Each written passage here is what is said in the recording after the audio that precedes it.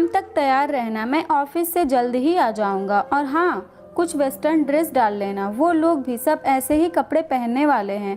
अच्छा, अब निकलता हूँ। मोहित ने लैपटॉप का बैग उठाकर अपनी पत्नी से कहा ही था, पीछे से सुजाता जी ने आकर टोक दिया। माँ, आपको क्या हो गया है? कहाँ आप हमेशा कहा करती थी जाते समय पीछे से नहीं रोकते, और अब आप खुद ही यही करने लगी हैं। तुम लोगों को शाम को ही कहीं जाना है क्या? अभी तुम बहू से बोल रहे थे। हाँ माँ, मैं आपको बताना ही भूल गया। शाम को मेरे कुछ दोस्तों ने साथ मिलने का कार्यक्रम बनाया है। वो किसी ज़रूरी काम से हमारे शहर आए हुए हैं। शादी में भी नहीं आ पाए थे तो प्रिया से भी उन्हें मिलवाना है, बस वही जा रहे हैं। बेटा, शादी के बाद बदल जाता है, ये अक्सर ही सुना था, पर इतनी जल्दी बदलता है ये अब देख भी लिया। ओफ माँ, आप ना ये सीरियल देखना बंद कीजिए।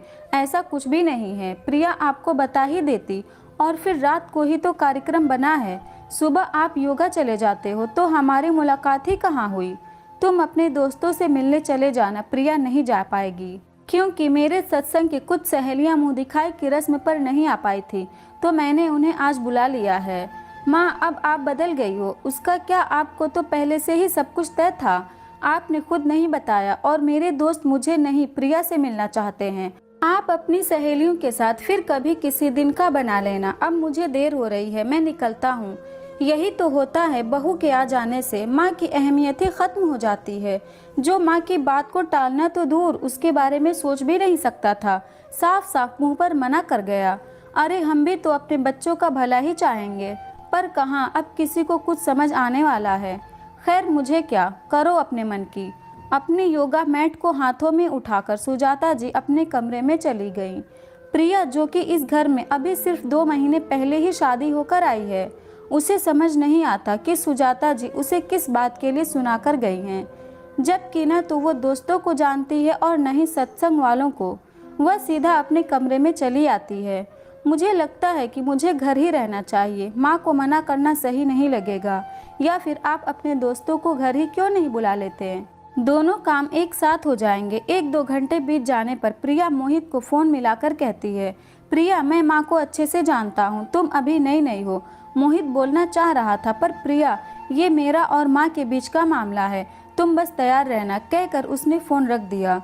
वहीं सुजाता जी गाना गुनगुनाते हुए अपने कमरे में प्रवेश करती हैं। क्या हुआ भाग्यवान, बड़ी खुश नज़र आ रही हो? जयंत जी ने हंसते हुए पूछा।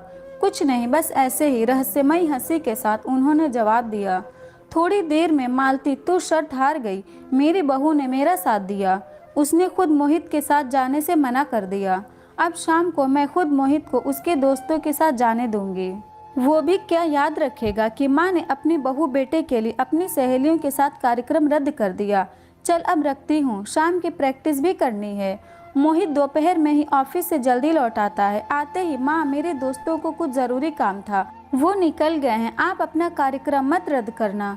क्या? सुजाता जी हड़बड़ा जाती हैं। पर मैं तो सुबह ही मना कर चुकी, और फिर दोस्त इतनी दूर से आए हैं, बहू भी क्या सोचेगी? अब तू उसे होटल ही ले जा।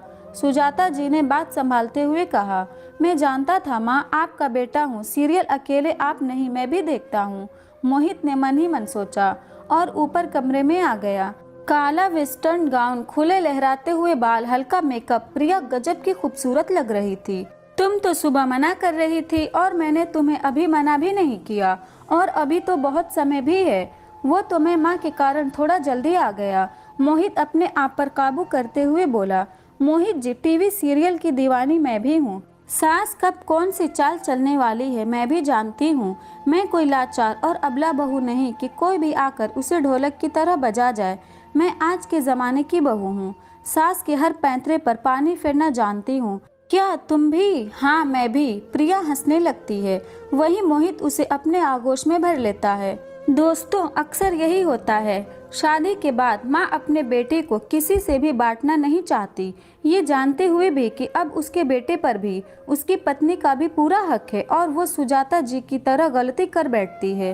अब ये बहू के ऊपर है कि वो इस समस्या का हल कैसे निकालती है। प्रिया ने सही किया ना? आपके क्या राय है, मुझे ज़रूर बताइए।